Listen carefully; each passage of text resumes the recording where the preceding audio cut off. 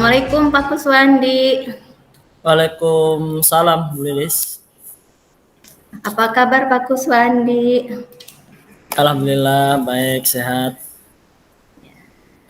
Tadi saya membaca chat Pak Kuswandi ngajak ngobrol nih. Ya, Dan alhamdulillah sore ini kita baru sempat nih loh setelah tadi beraktivitas.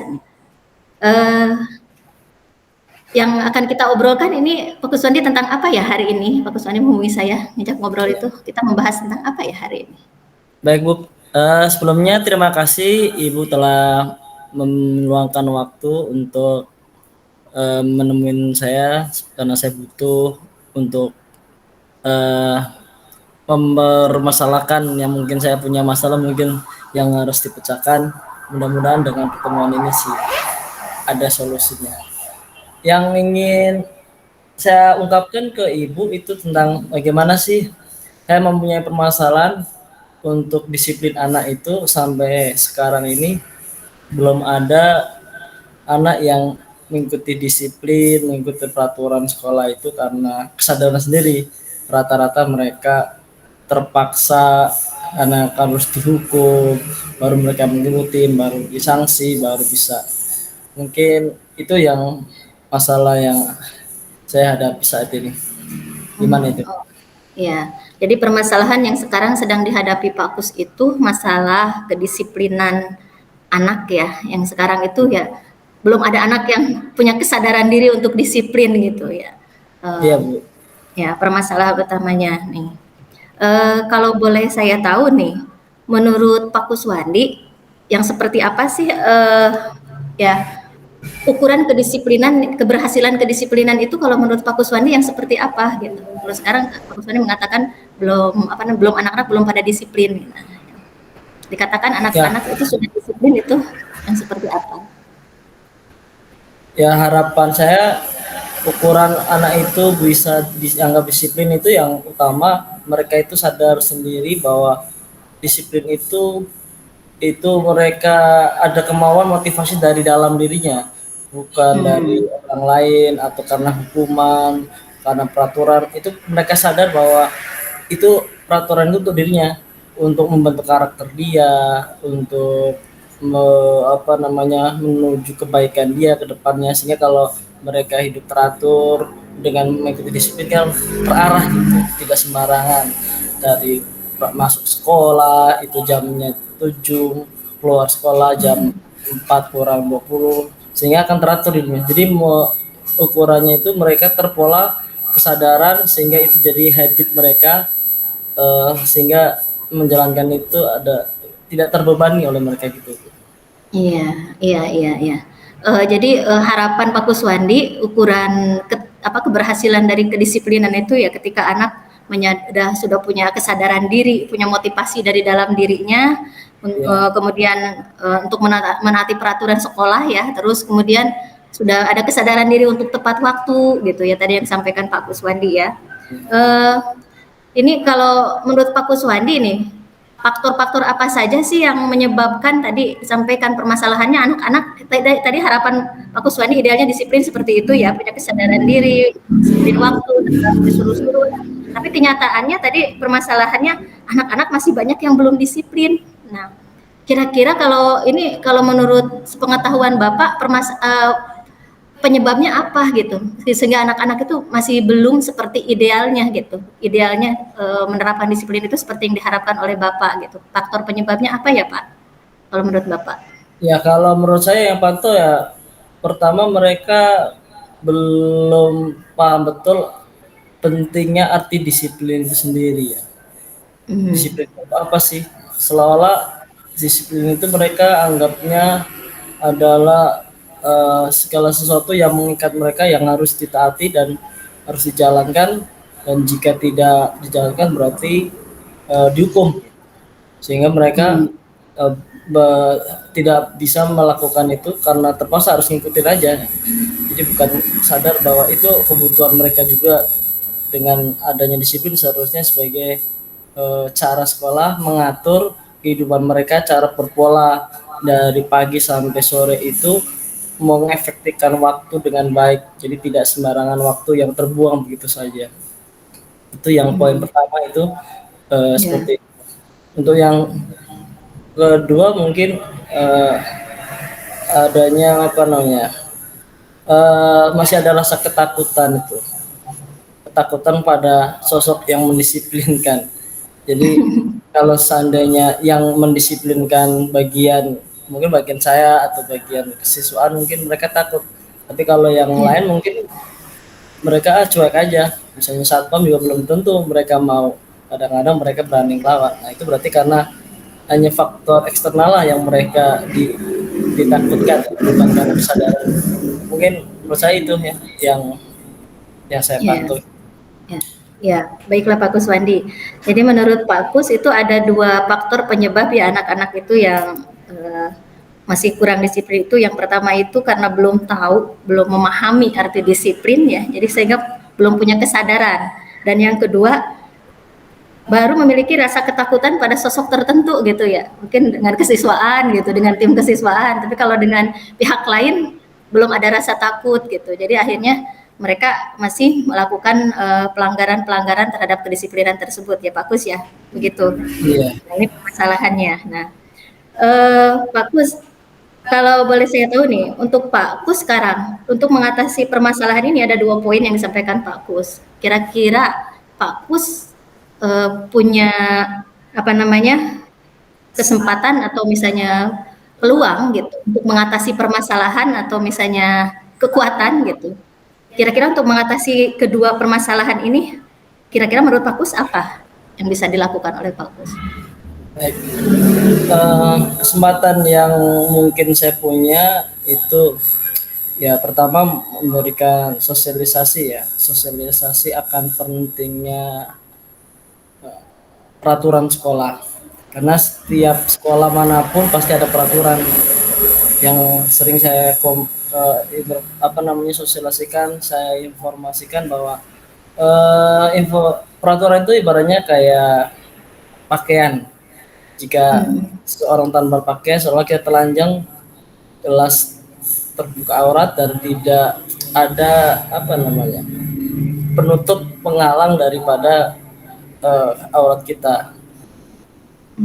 Yang mana kemudian yang kedua peraturan itu sebagai kayak pakaian tadi sebagai fungsi pakaian yang selain menutup juga melindungi dari kotoran. Nah, ibaratnya peraturan itu untuk melindungi mencegah dari hal yang tidak diinginkan seperti kenakalan remaja yang tidak terkontrol, tawuran. Nah, kalau mereka ngikutin peraturan otomatis kan terarah waktunya untuk belajar. Jadi tidak ada kesempatan mereka untuk berbuat anarkis atau yang di luar dari peraturan itu sendiri. Karena begitu ada peluang waktu ya otomatis mereka kadang-kadang berpikiran negatif karena masih remaja gitu. Nah itu untuk kesempatan yang pertama. Untuk yang poin yang kedua kita mengarahkan juga bahwa ke siswa bahwa semua yang ada di sekolah itu adalah bertanggung jawab akan disiplin sekolah. Jadi bukan hanya kesiswaan saja. Jadi semuanya punya peran untuk menertibkan, mengatur peraturan dan menjalankan SOP yang ada. Jadi bukan sosok saja yang ditakutkan kesiswaan saja, tapi semuanya harus diikutin karena mereka punya tanggung jawab untuk menjalankan dan menjadikan peraturan sekolah itu harus sesuai dengan SOP yang ada gitu, sehingga anak harus ikutin apapun yang mengarahkan, siapapun yang memberikan petunjuk tentang peraturan itu harus diikutin. Ya, Itu ya, Bu. ya, ya. Mohon ya, bagus sekali Pak Kus, luar biasa sebetulnya.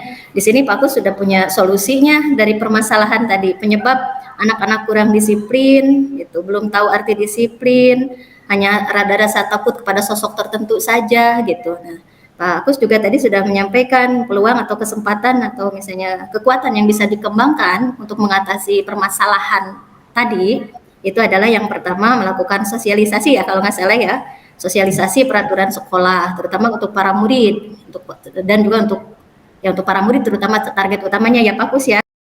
Nah, di sini tadi Pak Kus sudah udah menganalisis faktor penyebab ketidakdisiplinan anak-anak dan juga sudah menyampaikan juga peluang atau kesempatan atau misalnya kekuatan yang bisa dilakukan untuk mengatasi tadi penyebab permasalahan kekurang disiplinan anak-anak itu. Nah, sekarang tadi yang dari penjelasan Pak Kus, kira-kira rencana Pak Kus untuk mencapai tujuan tadi, mencapai idealnya kedisiplinan anak-anak itu, anak-anak bisa sadar diri, taat peraturan, tepat waktu, dan yang lainnya, rencananya seperti apa nih Pak Kus, langkah yang akan diambil Pak Kus?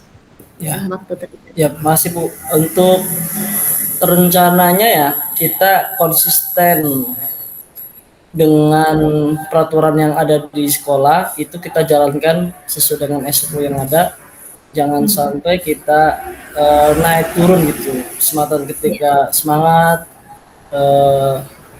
dijalankan peraturan, nanti yang kedua kendor. Itu jangan sampai. Kita harus konsisten dan kita harus punya komitmen bahwa disiplin itu harus ditegakkan sesuai dengan SOP. Kemudian yang kedua ya, untuk penanaman atau penekanan tentang pentingnya peraturan itu kita sering gaungkan gitu. Ketika ada kesempatan pertemuan dengan murid, misalnya waktu upacara atau pertemuan Jumat Takwa, ketika ada momen kita untuk mengungkapkan atau menyampaikan, ya kita ungkapkan tentang pentingnya peraturan itu juga. Jadi mungkin itu rencana saya yang insya Allah terus kita jalankan. Iya, luar biasa Pak Kus. Ya, terima kasih nih Pak Kus juga sudah mengambil langkahnya untuk tadi konsisten dengan SOP, peraturan sesuai SOP ya Pak Kus. Kemudian ya tadi sering digaungkan, sering diingatkan mungkin kepada seluruh warga sekolah, terutama para murid gitu, baik di dalam kegiatan upacara atau Jumat Takwa atau kegiatan sekolah yang lainnya. Begitu ya Pak Kus ya? Ya. Untuk rencananya nih. Berarti nih untuk langkah tadi di sini, rencana ini kira-kira kapan ini akan dimulainya Pak Kus? Langkah ini. Kalau rencana mah dari ya sejak di peraturan itu kita terapkan, kita sosialisasikan ya, itu kita ya, jalan sejak disosialisasikan itu langsung action ya. Action. Sampai sekarang ya terus karena kita yang komitmen berlanjut karena peraturan itu berjalan setiap hari itu ya dijalankan gitu. Jadi tidak ada waktunya. Iya, terima kasih Pak Kus, luar biasa sekali sebetulnya ya ini. Ya Pak Kus dengan segala permasalahannya, anak-anak kurang disiplin, penyebabnya juga sebetulnya Pak Kus juga sudah ya mengetahuinya dan sudah bisa menganalisis ya, SWOT peluang dan tantangannya yang akan dilakukan, dan kita juga bisa untuk menyusun rencana atau strategi mengatasi permasalahan tersebut tadi dengan konsisten sesuai pada peraturan sesuai SOP, sering diingat-ingatkan kepada para murid terutama dan umumnya pada seluruh warga sekolah ya, dan itu dimulai sejak ketika peraturan itu mulai disosialisasikan ya Pak Kus ya. Semoga ini juga prosesnya berjalan lancar dan seperti yang diharapkan tadi, yaitu anak-anak kedisiplinannya bisa terwujud, bisa terbangun, punya kesadaran sendiri, bisa tepat waktu, taat peraturan, lain-lain. Ya, semoga semuanya berjalan lancar nih. Ya. Nih, kira-kira apalagi nih Pak Kus yang ini dari kegiatan pertemuan kita ini yang diharapkan atau misalnya nih, atau siapa saja nih Pak Kus yang bisa Pak Kus ajak untuk menjalankan rencana tadi, rencana aksi untuk menanamkan kedisiplinan kepada murid itu di misalnya di sekolah itu, siapa-siapa saja yang bisa Pak Kus ajak untuk menjalankan rencana ini. Memang untuk menegakkan disiplin ini mah tidaklah mudah dan cukup berat karena mendisiplinkan harus setiap hari, kita harus meluangkan waktu dan sebagainya, makanya perlu orang lain yang kita ajak kolaborasi untuk menegakkan disiplin. Nah, untuk yang jelas sih Pak Kepala itu udah pasti ya, karena beliau yang mendukung dan memberikan support itu, dukungan beliau sangat besar, harapannya tanpa dukungannya kita nggak akan bisa menjalankan itu. Kemudian ya yang kedua itu kita melibatkan tim ya, tim kesiswaan yang terdiri dari 6 orang itu, dan ditambah dengan tim BK yang itu membantu Kemudian yang ketiga itu adalah wali kelas. Nah, wali kelas ini berperan untuk mengontrol anak, kehadirannya, mengabsen tiap sekali semua kegiatan itu diabsen sehingga terkontrol kehadiran anak itu berapa persen hari ini, hari besok dan seterusnya. Kemudian mereka melaporkan tiap bulan untuk merekapnya. Jadi itu orang-orangnya dari bapak kepala, kemudian tim siswa, BK dan wali kelas itu sangat berperan dalam mengikut mendisiplinkan siswa di sekolah kita. Iya, ya. Ya, luar biasa ya Pak Kus. Semoga berjalan lancar. Jadi ternyata yang disampaikan Pak Kus seluruh pihak terkait yang di sekolah ya berarti yang ini yang merupakan yang bisa menjalankan mendukung untuk kedisiplinan ini dari mulai top leader, kepala sekolah, kemudian tim kesiswaan, tim BK, walas gitu. Dan ya tentunya ya para siswa saling mendukung juga di sini.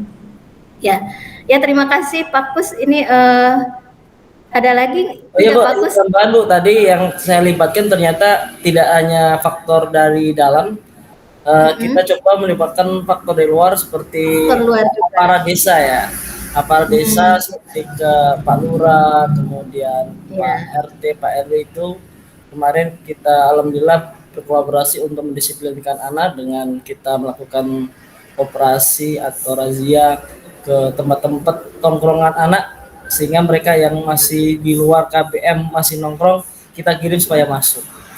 Itu ternyata peran masyarakat ikut membantu untuk kedisiplinan sekolah.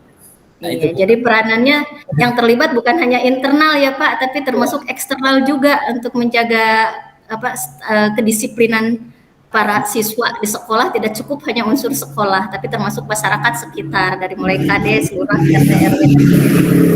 Ya luar biasa Pak Kus gitu. Semoga apa yang direncanakan, yang dikembangkan anak-anak murid Pak Kus bisa terbentuk kedisiplinannya, kesadarannya, kemandiriannya, sehingga bisa menaati peraturan dengan segala kesadaran diri dan keikhlasannya. Ya. Itu barangkali Pak Kus, terima kasih yang sudah menyampaikan paparannya yang sangat luar biasa dan semoga berjalan dengan lancar. Dan Bu, terima kasih juga atas masukan Ibu, walaupun bagaimanapun Ibu juga berperan untuk ikut mendisiplinkan ini dan alhamdulillah dengan bantuan Ibu juga ikut disiplin kita bisa berjalan dengan baik dan lancar. Insya Allah, amin. Ya, sama-sama Pak Kus, semoga kedepannya semakin baik lagi dan kita evaluasi bersama juga perkembangan kedisiplinan anak-anak ini. Assalamualaikum warahmatullahi wabarakatuh. Waalaikumsalam warahmatullahi wabarakatuh.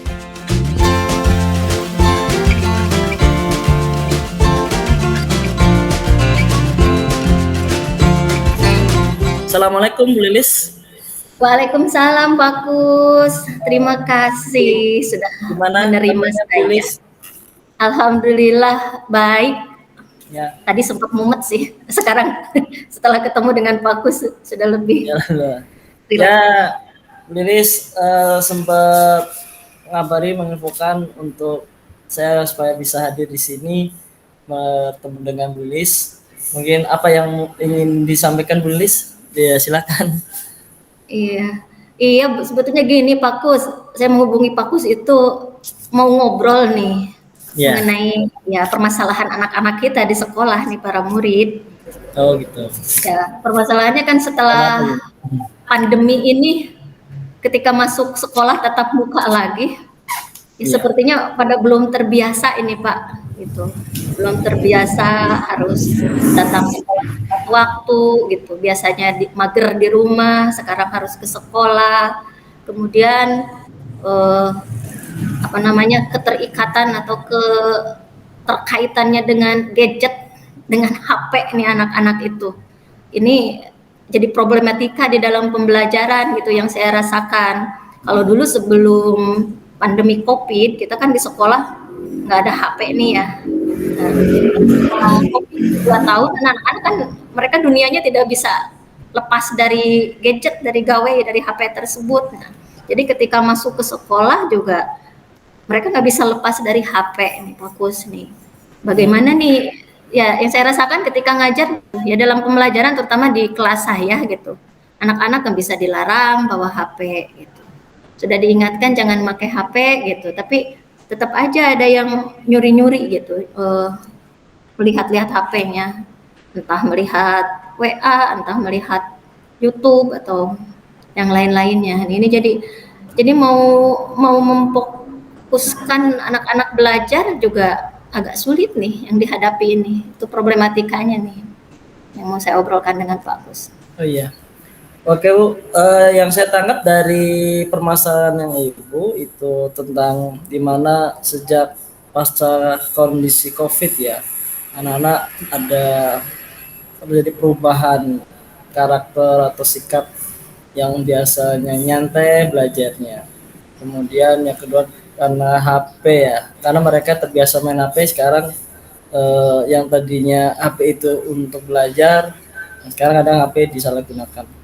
Itu memang efek dari salah satu pandemi yang kemarin kita alami.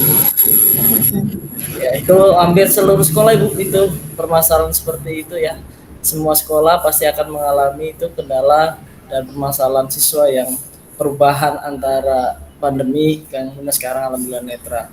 Ya mudah-mudahan itu sebagai pembelajaran. Tapi kita ambil positifnya sebenarnya Bu ya dengan itu. Ya setelah Ibu memaparkan tadi, kira-kira apa harapan Ibu dengan adanya pertemuan ini Bu? Ya, harapan saya dari pertemuan ini dengan obrolan dengan Bapak itu, saya bisa menemukan jalan keluar yang terbaik nih untuk memecahkan permasalahan pembelajaran anak-anak tadi yang setelah pas COVID itu, terutama keterikatannya dengan HP gitu. Ini supaya anak-anak walaupun misalnya ada HP gitu, mereka kalau diputus ya itu kehidupan mereka mungkin kita ya, jadi kalau diputus tidak diperbolehkan juga sudah tidak zamannya lagi gitu. Tapi bagaimana caranya ya, harapan saya mereka bisa tetap dengan dunianya, dengan gadgetnya itu, tetapi mereka bisa fokus di dalam pembelajarannya gitu. Jadi proses pembelajaran berjalan lancar dan diharapkan ya lebih baik lagi gitu. Itu yang saya harapkan dari obrolan kali ini. Iya. Jadi Ibu juga berarti harapan Bu, walaupun HP itu diperbolehkan, tapi harus tetap fokus ya tentang belajar, jangan sampai HP itu disalahgunakan Bu ya. Iya, soalnya nonton atau main game, padahal waktunya waktu jam belajar, tapi kadang-kadang dipakainya kemana-mana. Itu harapannya Bu ya. Jadi tetap fokus walaupun pakai HP ya. Jadi materi yang disampaikan guru bisa diserap oleh mereka. Nah, target Ibu biar tercapai ini ya. Jadi biar tujuan tadi ingin tercapai, kira-kira sampai mana kategori itu ketercapaian daripada tujuan Ibu tadi bisa tercapai Bu? Iya, target saya ketercapaiannya tadi ya saya ingin menciptakan pembelajaran dengan anak-anak itu. Anak-anak tidak stres gitu, tetap menyenangkan. Soalnya kalau saya larang keras, misalnya anak-anak nggak boleh bawa HP supaya fokus belajarnya, nggak boleh pakai gadget gitu ya. Yang terjadi secara psikologis mereka akan menolak gitu. Justru mereka juga nggak akan bisa belajar dengan baik gitu. Nah, jadi targetan saya ya bagaimana caranya dengan HP tersebut, HP bisa bisa menunjang proses pembelajaran gitu. Proses pembelajaran dengan anak ya, proses pembelajaran dan hasil pembelajarannya bisa lebih baik lagi dengan gadget itu. Soalnya ya kita sadari gitu, karena bukan zamannya lagi. Mungkin 2 tahun yang lalu bisa kita larang anak-anak itu dengan gadgetnya, tapi setelah 2 tahun di masa pandemi ini, kalau kita larang juga kita menciptakan konfrontasi gitu dengan anak-anak gitu, akan menyebabkan masalah yang baru. Jadi makanya ya tinggal bagaimana kita berpikir bagaimana alat tersebut gitu, gadget tersebut bisa kita kembangkan, kita gunakan untuk pembelajaran gitu. Tapi ya masalahnya tadi anak-anak itu masih tetap melakukan penyimpangan, ngintip-ngintip ke YouTube atau main game atau lain-lain gitu Pak. Ya, itulah anak-anak kita sekarang Bu ya. dilarang bagaimanapun, dipatahin siapapun, tetap aja mereka dunianya mereka di situ, dunia maya, Iya, menggunakan HP dan segala macam. Nah itulah mungkin dari anak itu sendiri HP itu adalah dunia mereka, sehingga mereka bisa menggunakan mungkin selolosnya. Tapi itu jangan dikatakan sebagai kata bebas ya. Nanti iya, bebasnya yang kemana-mana. Ya Ibu, dari Ibu kan sekarang sebagai eh, kurikulum ya. Dari mungkin pada kekuatan Ibu untuk mengatasi hal tersebut bagaimana Bu? Apa yang Ibu rencanakan untuk mengatasi anak yang tetap aja penggunaan HP yang mungkin berlebihan dan tidak sesuai dengan harapan Ibu? iya. Ya, mungkin yang saya rencanakan tadi kita menyadari kenyataan kita nggak bisa memisahkan anak dari HP, tinggal bagaimana kita memanfaatkan HP tersebut sebagai media pembelajaran gitu ya. Jadi ya dalam hal ini saya sebagai gurunya, mungkin teman-teman juga guru di sini karena faktanya ya bukan hanya di pelajaran saya ya, pelajaran yang lain juga sama gitu ya. Mereka karena dunianya mereka nggak bisa lepas dari gadgetnya, tinggal bagaimana kita para gurunya memanfaatkan gadget itu untuk media pembelajaran. Jadi ya, yang saya rencanakan ya saya pribadi sebagai guru ataupun saya sebagai kurikulum ya bagaimana saya dengan teman-teman guru yang lain membuat apa namanya program pembelajaran di mana ya HP tersebut bisa kita gunakan sebagai media pembelajaran. Ya, sesuai dengan bidang materi pelajaran mapel masing-masing guru. Ya bisa menggunakan misalnya untuk men-searching informasi gitu ya. Kemudian ya kita kan dunia literasi untuk informasi juga kita terbatas. Mungkin anak-anak sekarang itu karena hidupnya dengan HP gitu ya. Sekarang minat kepada membaca buku literasi dalam kertas gitu pada buku itu sepertinya mereka begitu tertarik apa namanya kepala perpustakaan dan staf perpustakaan karena mungkin mereka juga membaca pun mungkin lebih tertarik dan lebih nyaman dari HP ya Pak Kus ya jadi apa namanya digital library gitu ya lihatnya dari situ. Nah jadi kita tinggal memanfaatkannya jadi materi-materi pembelajaran yang mungkin bisa diakses dari informasi HP-nya tersebut sumber belajarnya kemudian ya bisa juga HP juga digunakan sebagai media pembelajaran misalnya untuk membuat desain gitu karena ya saya juga ngajar pelajaran produk kreatif dan kewirausahaan ya di situ. Di situ juga ada pembahasan materi tentang membuat kemasan, mendesain kemasan gitu ya. Dan dengan HP juga mereka bisa mendesain kemasan produk misalnya bisnis yang mereka rencanakan misalnya dengan aplikasi Canva lewat HP-nya gitu. Walaupun nggak punya laptop bisa digunakan HP-nya gitu ya. Anak-anak bisa menggunakan HP tersebut untuk pembelajaran dan membuat karya mereka gitu. Atau misalnya tadi untuk sumber belajar, untuk aktivitas kreativitas dalam belajar, kemudian ya kita juga bisa juga mungkin dengan itu ketika kita melakukan asesmen anak-anak penilaian ya kita juga bisa menggunakan handphonenya daripada menggunakan kertas misalnya menggunakan Google apa namanya Google Form ya itu seperti itu Pak Kus. Iya.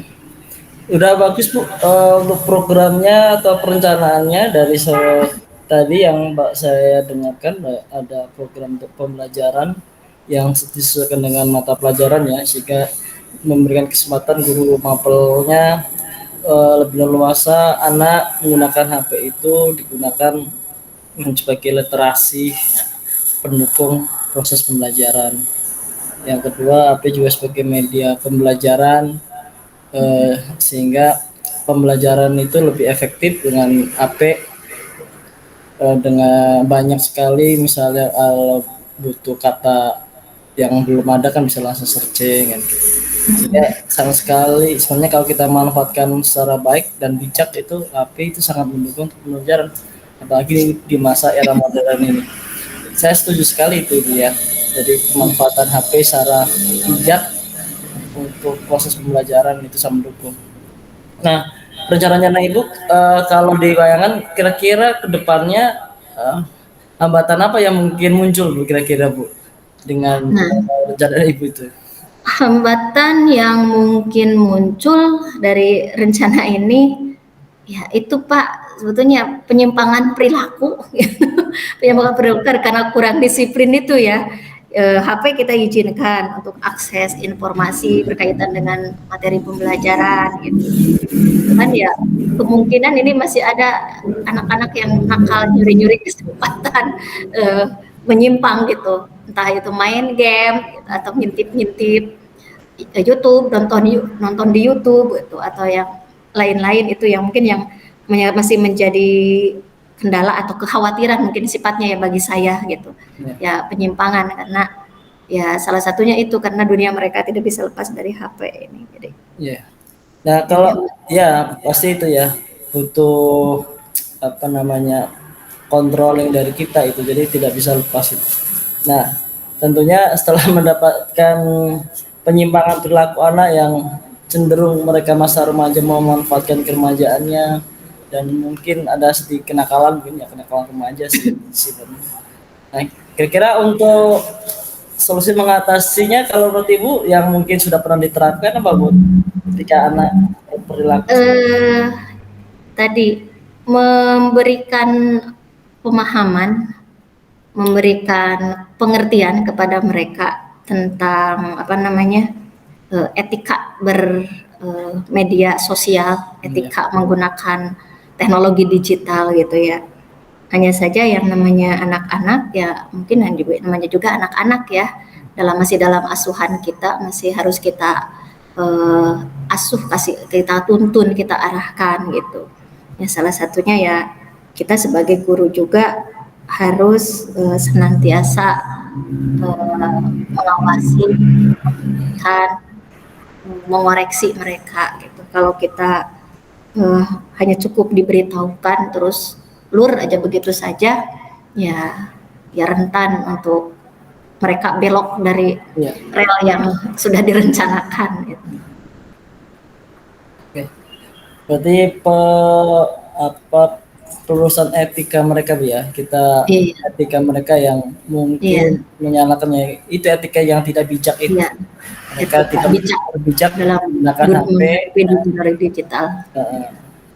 Nah, sudah diberikan pemahaman, sudah diberi ini, itu tentunya kembali ke subjeknya sebagai siswa, objeknya maksud saya, yang dimana dia karakternya mungkin dari awalnya, meskipun memang agak-agak susah memang itu.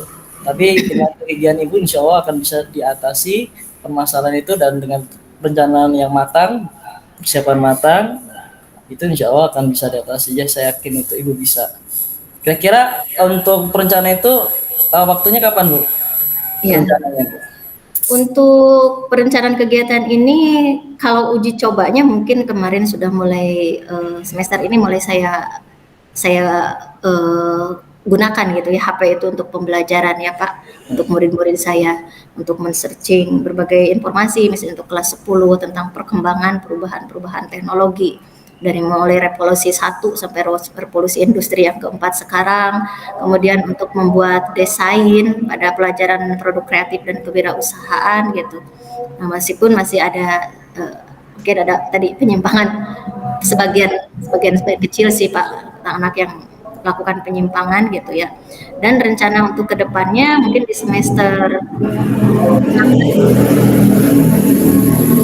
lain untuk diri saya sendiri sebagai guru, ya saya juga mungkin ke teman-teman yang lain guru di sekolah, kita mungkin akan mendesain, membuat program pembelajaran gitu di mana HP tersebut ya kita jadikan sebagai salah satu media pembelajaran gitu. Entah itu mapel apapun ya, ya kita para guru kita dituntut kita berkreasi, gitu. Kreativitasnya menggunakan HP tersebut untuk sumber belajar mereka. Gitu. Untuk entah itu untuk mencari informasi atau menguatkan materi pembelajaran dari video pembelajaran pada YouTube gitu, atau misalnya menggunakan aplikasi-aplikasi tersebut untuk pembelajaran. Sehingga nyaman merasa senang gitu dalam proses pembelajarannya karena mereka tidak merasa terenggut dari dunia mereka gitu. Soalnya kalau kita larang keras gitu, ya seolah-olah secara psikologisnya kita sebagai orang tua merenggut kehidupan mereka gitu. Itu yang saya rencanakan Pak Kus itu Oh ya, dengan teman-teman guru di ya. sekolah guru lainnya. Bagus Bu, bagus sekali dan luar biasa perencanaan Ibu sudah sedemikian sudah berjalan dari semester pertama sudah pemahaman tentang arti pentingnya HP dalam tangan siswa itu bagaimana dan tentunya nanti diteruskan tadi kaitannya rencana di semester kedua Bu pasti Iya, diberi kematangan iya, lagi ya rencana iya, lagi supaya anak itu lebih paham lagi dan bisa memaksimalkan tentang iya, HP sebagai media pembelajaran dan tadi iya, Ibu juga bilang akan diprogramkan untuk seluruh guru mapel kalau bisa seluruh mapel sehingga iya, proses pembelajaran dengan media HP itu sudah terlaksana. Nah, iya. itu program Ibu, rencana Ibu sudah direncanakan dengan baik. Tentunya ada perlu nggak orang lain Bu kira-kira yang bisa mendukung Ibu untuk melaksanakan perencanaan itu? Siapa saja kira-kira yang dilibatkan Bu? Oh, perlu banget Pak untuk mensukseskan program ini nggak bisa sendirian gitu ya. Iya, Yang pertama yang dilibatkan tentunya guru-guru mapel yang lainnya supaya ya tadi untuk menciptakan suasana pembelajaran yang menyenangkan kan bagi anak-anak tidak cukup dengan apa namanya pada pembelajaran salah satu guru, tapi tentunya guru yang lain. Jadi saya juga mengajak rekan-rekan guru mapel yang lainnya juga untuk menganalisis nih materi yang mana, bagian yang mana yang dalam pembelajarannya bisa menggunakan handphone. Kemudian kedua juga yang dilibatkan tim IT sekolah. Gitu. Mungkin barangkali teman-teman guru juga belum semuanya paham familiar menggunakan teknologi HP atau Android ya HP rata-rata anak kan menggunakan Android. Nah teknologi bagaimana menggunakan HP ini dibuat untuk menjadi salah satu media pembelajaran. Mungkin kita adakan mungkin workshop atau pelatihan singkat gitu teman-teman. Barangkali ada teman-teman yang masih kesulitan gitu penggunaan teknologi dengan HP tersebut atau mungkin bagi teman-teman yang lain yang sudah lebih familiar, lebih terbiasa dengan teknologi HP, bisa juga dijadikan sebagai uh, tutor atau mentor sebagai narasumber supaya sharing pengalaman gitu kepada teman-teman yang lainnya itu. Jadi ya dengan seluruh teman-teman di sekolah, para guru maupun tenaga pendidikan terutama yang berkaitan dengan dunia IT gitu yang saya libatkan untuk ya. program ini. Nah, ya Bu, bagus. Eh, tentu ya, Ibu sudah melibatkan guru-guru dan pasti tanpa teman-teman guru sejawat ya program itu akan Ibu sendiri kan nggak mungkin. Iya, Terutama teman yang ahli IT-nya ya, yang sangat iya, mendukung untuk program perencanaan Ibu ke depan sehingga dapat berjalan sesuai yang harapan. Ya, saya ikut mendukung dan mendoakan mudah-mudahan program dan rencana Ibu dapat berjalan dan sukses sesuai dengan amin. dari baik Ibu untuk sebagai kata penutup apa yang disimpulkan dari pertemuan Ibu hari ini kita ya apa kira-kira yang ingin Ibu sampaikan bahwa dari pertemuan tadi yang Ibu ingin permasalahan Ibu dan apa hasil yang dapat kita dapatkan dari hari ini Bu bisa disampaikan mungkin. Iya. Ya, terima kasih sekali Pak Kuswandi nih atas obrolan kita hari ini. Akhirnya saya bisa merunutkan ya, yang awalnya saya berpikir ya ini problematika yang kita nggak bisa lepaskan gitu. Cuman ya dari obrolan ini ya mungkin dari uji coba uji coba semester ini saya coba lakukan gitu dengan penggunaan gadget untuk pembelajaran ini akhirnya bisa terumuskan gitu perencanaan untuk actionnya untuk kedepannya semoga rencana tadi menggunakan handphone sebagai media pembelajaran bagi anak-anak bisa terrealisasi teman-teman yang lainnya juga kompak gitu ya untuk ya kita menggunakan ya kita untuk media pembelajaran bukan hanya harus kita harus adakan, harus kita beli, harus ini. Salah satunya dengan memanfaatkan perangkat yang dimiliki oleh anak-anak. Adapun untuk misalnya kalau misalnya ada di antara kita atau teman-teman masih ada kesulitan dengan penggunaan teknologi tersebut, kita juga bisa bertanya, bisa sharing atau bisa belajar dahulu kepada yang lebih ahli dari rekan-rekan guru yang lainnya atau misalnya teman-teman di sekolah yang di tim IT itu. Dan ya semoga dengan program seperti ini ya harapannya anak-anak bisa menjalani pembelajaran pasca COVID ini, tetap muka ini dengan menyenangkan bagi mereka karena sesuai dengan perkembangan zaman mereka itu yang diharapkan. Itu barangkali Pak Kus, terima kasih ya atas waktunya udah menemani saya ngobrol sehingga bisa merunut permasalahan dan mencari solusinya. Semoga Ya, berjalan terima kasih lancar. kembali Bu.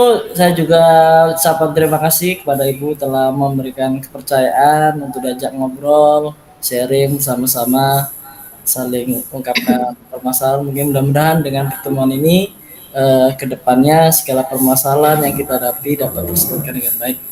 Itu saja. Mungkin kita nanti bisa lanjutkan di pertemuan lain pada Ya, mungkin ada siap Pak permasalahan Kus. yang Pak ya. Ya, Gitu ya. ya. Ya, Oke. untuk perkembangannya nanti kita ngobrol-ngobrol lagi, mungkin kita evaluasi bersama ya program yang kita canangkan, tingkat keberhasilannya atau kan mungkin dalam perjalanan ada kendalanya apa supaya kita Iya. bisa cari solusinya ya Pak Kus. Ya, Terima kasih, boleh ya. jangan Ya. bosan-bosan ini kita. Mungkin saya pamit dulu Bu ya. Iya, terima kasih atas waktunya Pak Kus Ya, Mangga. assalamualaikum. Waalaikumsalam.